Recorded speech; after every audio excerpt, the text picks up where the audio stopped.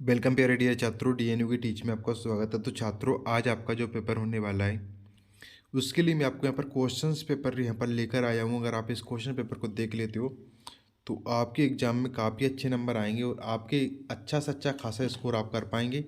और आप यहाँ पर देख सकते हैं आपके यहाँ पर पेपर में जो आपका पेपर 60 नंबर का होने वाला है, 60 में से 60 नंबर भी आपको यहाँ पर देखने को मिल सकती हैं आपके पेपर में, अगर आप इस वीडियो को बिल्कुल लास्ट तक देखते हो। तो वीडियो को ज़्यादा से ज़्यादा शेयर कर दीजिएगा और चैनल पर नए हो तो चैनल को सब्सक्राइब कर लीजिएगा, ठीक है। जिससे आपको क्या होगा कि आने वाली वीडियो आपको मिल जाएगी जो भी आपके मैथ का पेपर है उसके लिए भी। तो इन क्वेश्चंस को बिल्कुल छोड़ने की गलती मत करिएगा, ज़्यादा से ज़्यादा वीडियो को शेयर करिएगा, ठीक है। तो यहाँ पर हम बिना टाइम वेस्ट किए इस क्वेश्चन पेपर को यहाँ पर आपको बताता हूँ मैं। इससे पहले अगर आप इस बिल्कुल पीडीएफ को बिल्कुल फ्री में लेना चाहते हैं तो आप हमारे टेलीग्राम ग्रुप को ज्वाइन कर लीजिएगा, उसके लिंक मैं वीडियो के डिस्क्रिप्शन में दे दूँगा, ठीक है। तो यहाँ पर आपको पहला दे रखा है कि सही विकल्प को चयन कर लिखिए। तो इसमें आपको दे रखा है कि तानसेन के गुरु थे। क्या है प्रश्न, क्या आपका तानसेन के गुरु थे, ये आपको यहाँ पर प्रश्न दिया गया है। क्या दिया गया है प्रश्न, प्रश्न दिया गया है कि तानसेन के गुरु का नाम क्या था। एक बार और बोल रहा हूँ, बिल्कुल गलती ना हो आपकी। क्या दे रखा है कि तानसेन के गुरु का नाम क्या था। तो इसमें आपको यहाँ पर जिसका उत्तर हो जाएगा, आपका उत्तर क्या रहेगा, आपका उत्तर रहेगा आपका यहाँ पर स्वामी हरिदास। क्या आपका उत्तर क्या है, यहाँ पर आपका उत्तर है आपका स्वामी हरिदास। स्वामी हरिदास आपका ब नंबर का राइट उत्तर है। अगले प्रश्न की तरफ बढ़ते हैं हम। वरदे कविता के रचनाकार हैं, वरदे कविता के रचनाकार हैं तो कौन से हैं, सूर्यकांत त्रिपाठी निराला, ये वरदे कविता के आपके रचनाकार हैं। इसके बाद अगले प्रश्न की तरफ बढ़ते हैं। अगला प्रश्न हमारे लिए यहाँ पर पूछा गया है कि अभिमान में उपसर्ग है। आपके उपसर्ग प्रत्यय जरूर पूछे जाएंगे आपके पेपर में। क्या उपसर्ग और प्रत्यय जरूर पूछे जाएंगे आपके पेपर में। उपसर्ग वो होता है जो आपको आगे लगा होता है और किसी शब्द में क्या आगे जुड़ा हुआ होता है।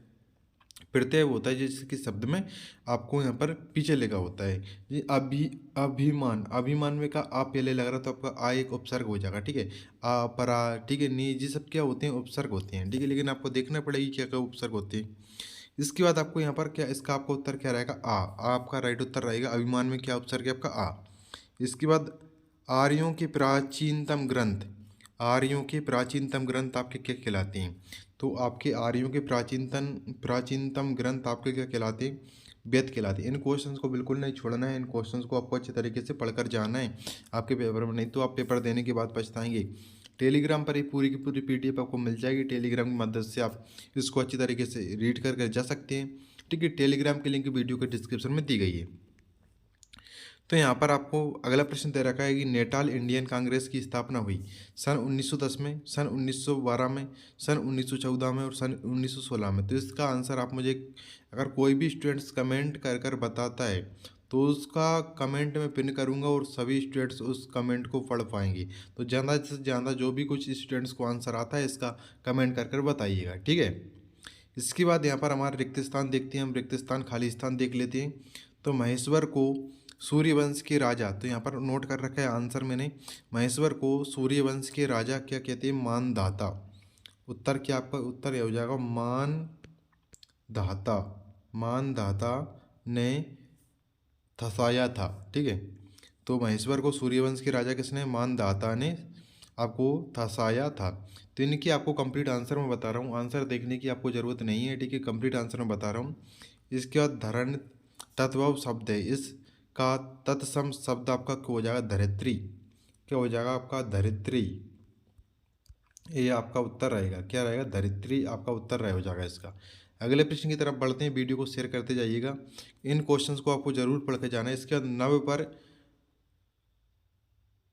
स्वर दे, तो नभ पर, तो स्वर आपका यहीं पे आता है। अगर ये एक खाली स्थान कुछ इस तरीके से होता है आपका नभ, आप पार्ट एक में देखेंगे कुछ इस तरीके से लिख रहा है नभ पर, इसको बाद डेडस करके दे रखा है दे, तो क्या दे, स्वर दे, लेकिन स्वर उन्होंने उत्तर में ही दे रखा है। तो इसका आपका उत्तर क्या हो जाएगा, नभ पर स्वर दे, ठीक है। इसमें नहीं आपका आ जाएगा सरस्वती, नव पर सरस्वती स्वर दे, नहीं तो आपका स्वर ही कर सकते, सरस्वती स्वर कर सकते हैं आप, ठीक है, सरस्वती स्वर दे। इसके बाद आप यहाँ पर देख सकते हैं, आप प्रार्थना की पुकारें, तो इसका आंसर आपको पाठ से रिलेटेड है तो इसका आंसर आपको देख लेना है। इसके बाद यहाँ पर हम अगला अगला प्रश्न देखते हैं। अगला प्रश्न हमारा प्रश्न क्रमांक 3 स्टार्ट होता है। प्रश्न क्रमांक 3 हमारे लिए निम्नलिखित प्रश्नों के उत्तर एक वाक्य में लिखिए। तो आपको दे रखा है कुमार गंधर्व का वास्तविक नाम क्या था। तो इसका आपका हो जाएगा शिवपुत्र सिद्धराम। शिवपुत्र सिद्धराम कोमकाली, ये आपके उनका बचपन का नाम था। क्या था? शिवपुत्र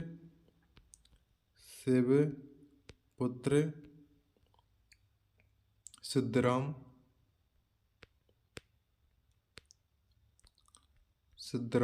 शिवपुत्र सिद्धराम कोमकाली।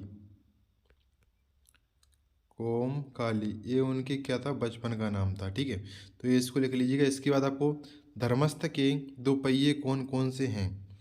धर्मस्थ के दो पहिए कौन कौन से हैं? तो इसमें आपको यहाँ पर इसका आपका उत्तर रहेगा शौर्य और धैर्य हो जाएगा। इसका उत्तर आपका शौर्य और धैर्य। शौर्य और धैर्य आपका उत्तर रहेगा इसका। धर्मस्थ के दो पहिए कौन कौन से हो जाएंगे? शौर्य और धैर्य। उपमा अलंकार के 4 अंग कौन कौन से हैं? तो उपमा अलंकार के आपको 4 अंग लिख देना है कुछ इस तरीके से। उपमेय, उपमान, साधारण धर्म और वाचक धर्म। यहाँ पर इसके आंसर मैं बताता हूँ, इसमें आंसर नोट किया गया है। ठीक है, तो इसका आंसर मैं आपको यहाँ पर बताता हूँ। देखो,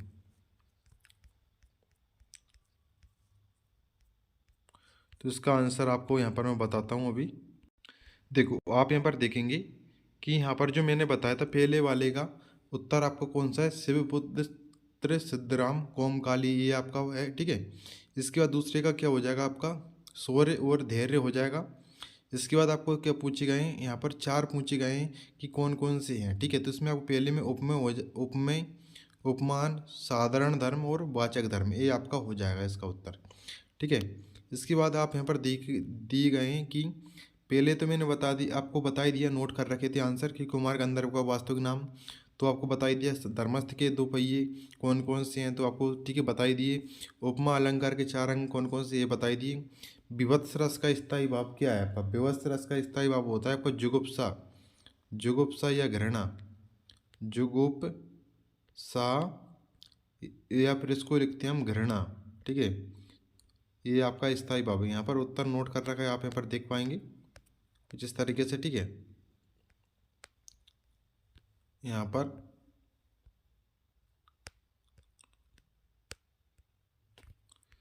ये आपका उत्तर है। ठीक है, ये आपका क्या हो जाएगा? जुगुप्सा आप लिख सकते हैं। क्या लिख सकते हैं? जुगुप्सा आपका राइट उत्तर रहेगा। इसके बाद यहाँ पर अगला प्रश्न देखते हैं हम। अगला प्रश्न हमारे लिए यहाँ पर पूछा गया है कि विवश रस का स्थायी भाव आपका क्या होगा? जुगुप्सा या घृणा। राजपुत्र में कौन सा समास है? राजपुत्र में कौन सा समास है?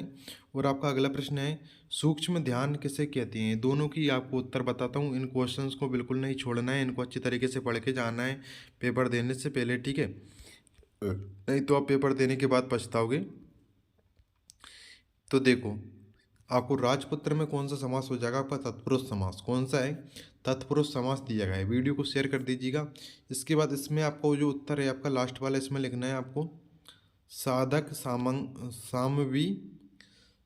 सामवी मृदा का अनुष्ठान करते हुए, ऐसा लिखना है, पूरा ही लिख देना। साधक सामवी लिखने के बाद मृदा का अनुष्ठान करते हुए कुंडलिनी का ध्यान करें। इस प्रकार के ध्यान को सूक्ष्म ध्यान कहते हैं। ये आपको साधक सानवी आप यहाँ पर लिख लीजिएगा इसका उत्तर। ठीक है, इसके बाद आप यहाँ पर अगला प्रश्न देखते हैं।